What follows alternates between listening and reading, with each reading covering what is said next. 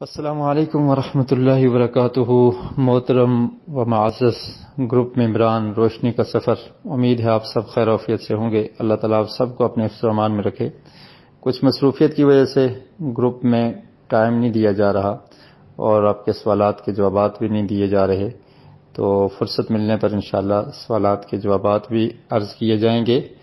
بہرحال ایک ضروری گزارش یہ ہے کہ جن دنوں سے ابھی ہم گزر رہے ہیں یہ بڑے قیمتی دن ہیں، بہت افضل اور اعظم دن ہیں، اور اللہ رب العالمین کے ہاں ان دنوں میں کیے جانے والے اعمال بہت زیادہ محبوب اور پسند ہیں۔ جو ایام العشر یعنی ذی الحجہ کے ابتدائی 10 دن، تو ان میں سے 6 دن تو گزر چکے ہیں۔ آج چونکہ 6 ذی الحجہ ہے پاکستان کے مطابق، تو باقی 4 دن باقی ہیں۔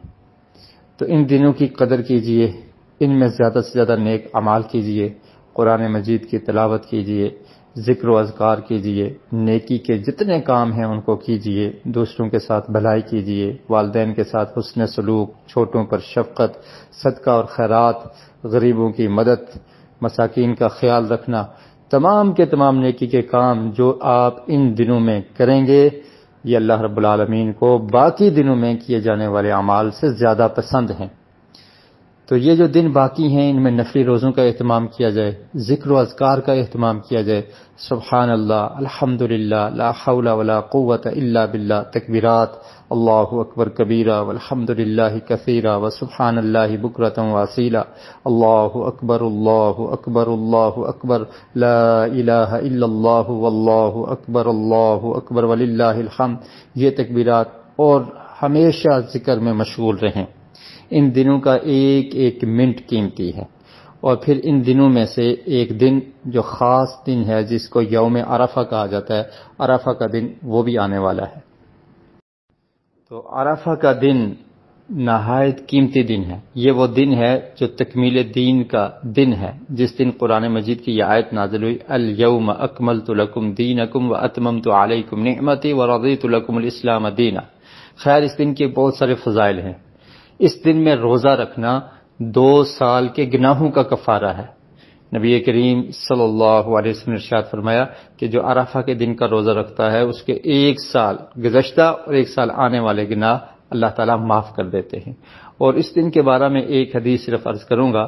صحیح مسلم میں حضرت عائشہ ام المومنین رضی اللہ تعالی عنہا بیان کرتی ہیں کہ پیارے رسول صلی اللہ علیہ وسلم نے ارشاد فرمایا، ما من یوم اکثر من ان یعتق اللہ فیہ عبدا من النار من یوم عرفہ، کہ عرفہ کا دن وہ ہے کہ جس دن اللہ تعالیٰ کثرت سے لوگوں کو جہنم کی آگ سے آزاد کرتے ہیں۔ تو یہ بڑی کامیابی ہے کہ ہمیں جہنم سے آزادی مل جائے۔ اللہ تعالیٰ ہم سب کو جہنم سے خلاصی نصیب فرما دے۔ اللہم اعتق رقابنا من النار۔ اللہ تعالیٰ ہم سب کو، ہمارے والدین کو، ہمارے رشتہ داروں کو، تمام مسلمانوں کو جہنم سے آزاد کر دے، تو یہ بہت بڑی کامیابی ہے۔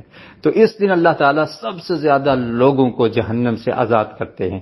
اور پھر فرمایا وَإِنَّهُ لَيَدْنُو ثُمَّ يُبَاهِي بِهِمُ الْمَلَائِكَةُ، اور اللہ تعالیٰ قریب آتے ہیں اور پھر فرشتوں کے سامنے فخر کرتے ہیں کہ دیکھو یہ میرے بندے آج عرفات کے میدان میں جمع ہیں، پراگندہ حالت میں، اپنے لباس بھی نہیں پہنا ہوا بلکہ ایک ہی لباس میں ملبوس 2 احرام کی چادریں پہن کر مجھ سے التجائیں کر رہے ہیں، مجھ سے مانگ رہے ہیں، اپنے گناہوں کی معافی مانگ رہے ہیں۔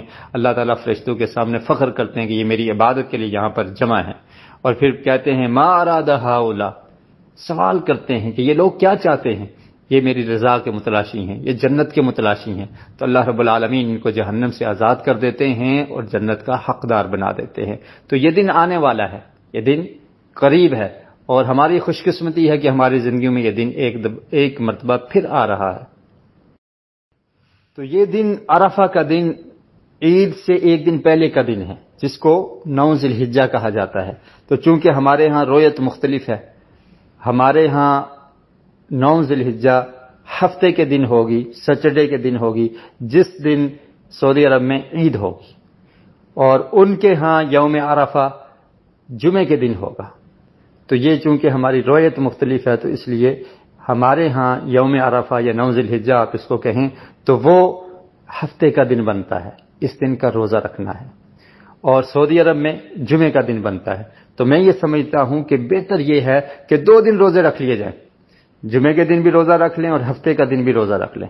جس دن حاجی عرفات کے میدان میں جمع ہیں، حجاج کے لیے روزہ نہیں ہوتا، لیکن جو غیر حاج ہیں، جو حاج پہ نہیں گئے ہوئے، تو ان نے روزہ رکھنا ہے، تو اس لیے جمعے کے دن بھی روزہ رکھ لیا جائے اور ہفتے کے دن بھی روزہ رکھ لیا جائے، اور ان 2 دنوں میں خاص عبادت کی جائے کہ تاکہ اللہ رب العالمین ہم کو جہنم سے آزاد کر دے۔